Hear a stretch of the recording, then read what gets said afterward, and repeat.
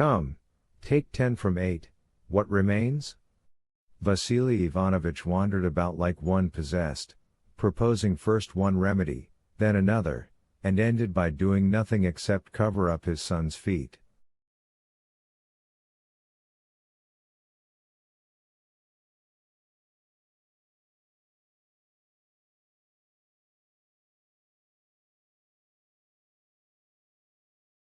Try wrapping up in cold sheets, emetic, mustard plasters on the stomach, bleeding, he said with an effort.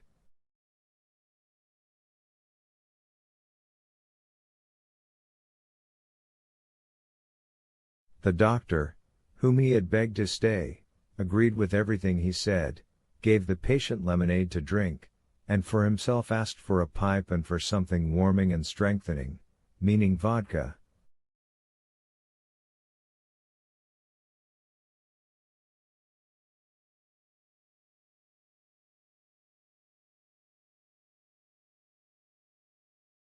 Irina Vlasyevna sat on a low stool near the door and only went out from time to pray. A few days previously, a little mirror had slipped out of her hands and broken, and she had always considered this as a bad omen. Even Aunt Vasushka was unable to say anything to her.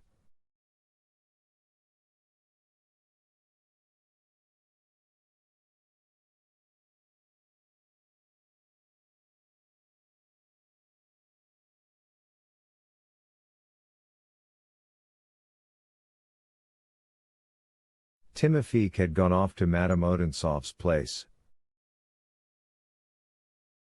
The night passed badly for Bazarov. High fever tortured him. Towards the morning he felt a little easier. He asked Irina Vlasyevna to comb his hair, kissed her hand and swallowed a few sips of tea.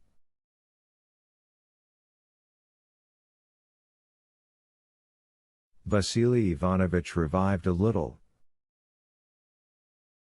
Thank God. He repeated, the crisis is near, the crisis is coming.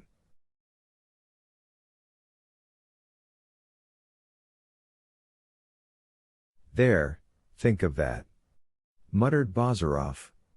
What a lot a word can do.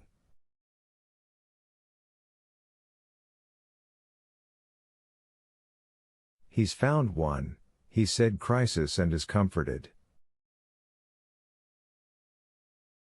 It's an astounding thing how human beings have faith in words. You tell a man, for instance, that he's a fool, and even if you don't thrash him he'll be miserable. Call him a clever fellow, and he'll be delighted even if you go off without paying him.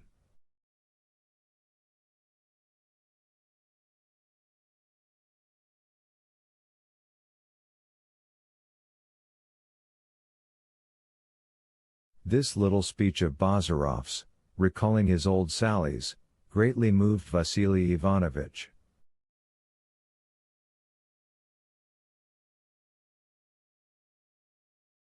Bravo! Splendidly said, splendid! He exclaimed, making as though to clap his hands.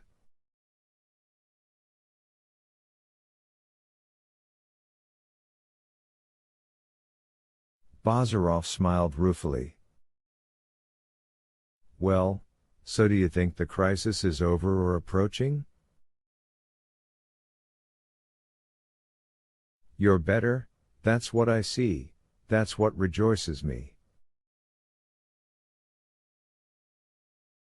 Very well, there's never any harm in rejoicing. And, do you remember, did you send the message to her? Of course I did. The change for the better did not last long. The disease resumed its onslaughts. Vasily Ivanovich was sitting close to Bazarov. The old man seemed to be tormented by some particular anguish. He tried several times to speak, but could not. Yevgeny. He ejaculated at last, my son, my dear, beloved son.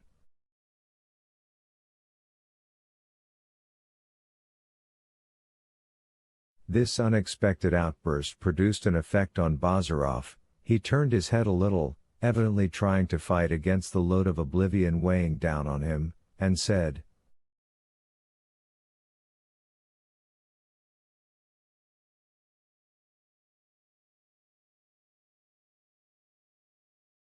"What is it, father?" "Yevgeny," went on Vasily Ivanovich, and fell on his knees in front of his son, who had not opened his eyes and could not see him. "You're better now, please God. You will recover, but make good use of this interval, comfort your mother and me, fulfill your duty as a Christian."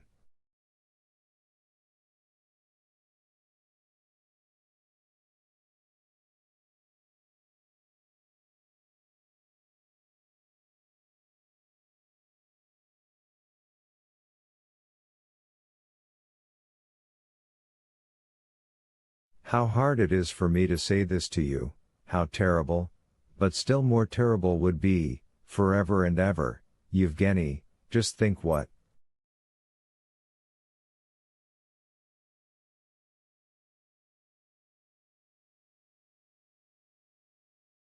The old man's voice broke and a strange look passed over his son's face, though he still lay with his eyes closed.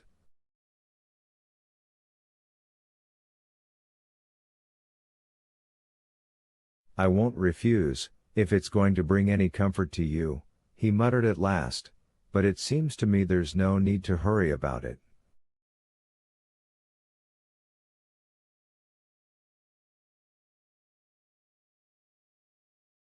"You say yourself, I'm better." "Yes, Yevgeny, you're better, certainly, but who knows, all that is in God's hands, and in fulfilling your duty."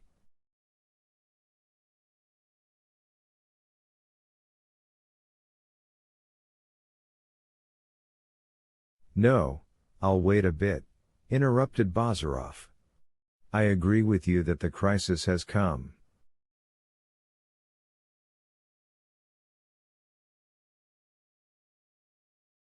But if we're mistaken, what then? Surely they give the sacrament to people who are already unconscious."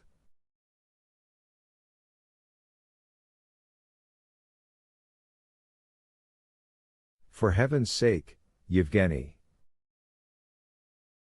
"I'll wait, I want to sleep now." "Don't disturb me." And he laid his head back on the pillow. The old man rose from his knees, sat down on a chair and clutching at his chin began to bite his fingers.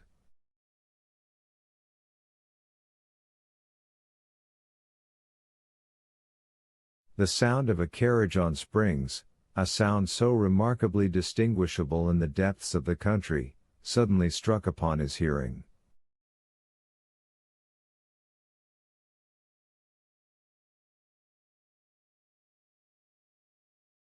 The light wheels rolled nearer and nearer, the snorting of the horses was already audible.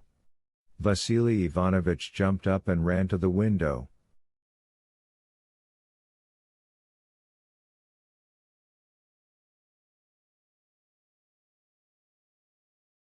A two-seated carriage harnessed with 4 horses was driving into the courtyard of his little house.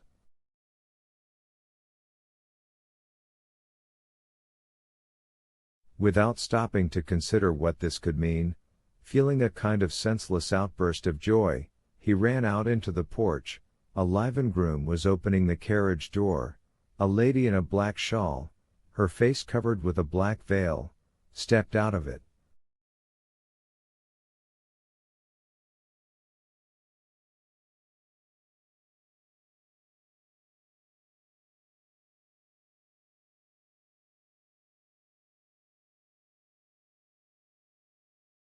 "I am Madame Odintsov," she murmured. "Is Yevgeny Vasilich still alive?"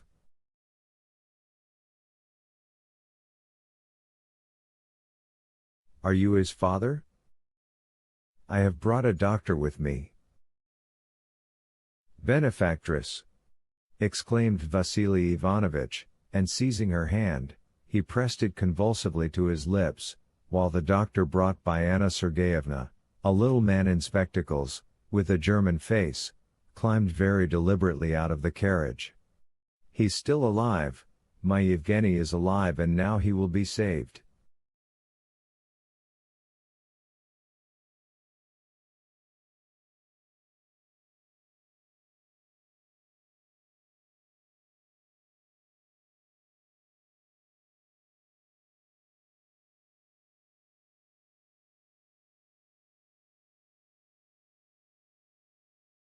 Wife!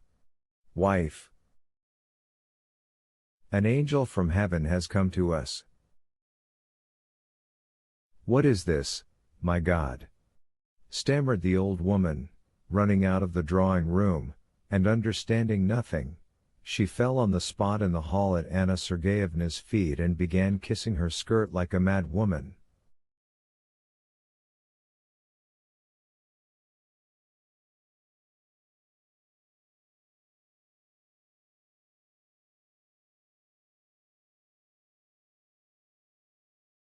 What are you doing?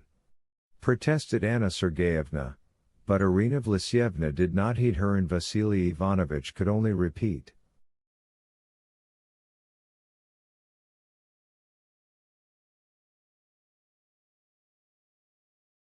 An angel! An angel! Wo ist der Kranke? Where is the patient? Said the doctor at last in some indignation.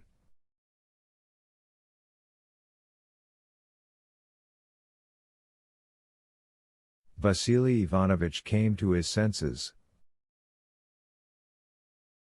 Here, this way, please follow me, Worcester Hare College, he added, remembering his old habits.